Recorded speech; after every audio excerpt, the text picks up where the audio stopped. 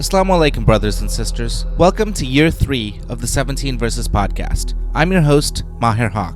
In this podcast, we take a small selection from the Quran every day and recite it to you in plain English, so you can get a small slice of God's Word while you go about your day.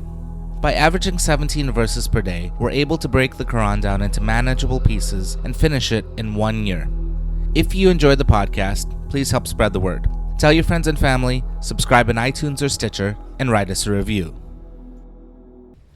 Today's selection concludes Surah 54, Al-Qamar, or the Moon, verses 41 through 55.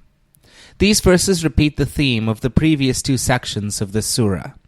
This time it was the people of the Pharaoh of Egypt who were punished for disbelieving in God's warnings.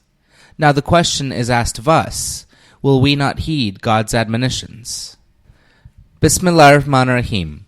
In the name of Allah, most gracious, most merciful. My warnings also came to the people of the Pharaoh. They disbelieved all our signs.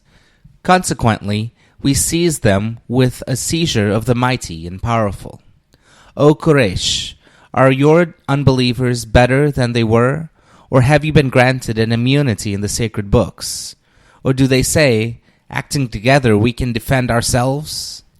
Soon will their multitude be routed and put to flight. Nay, the hour of judgment is the time promised to deal with them. That hour will be the most grievous and bitter.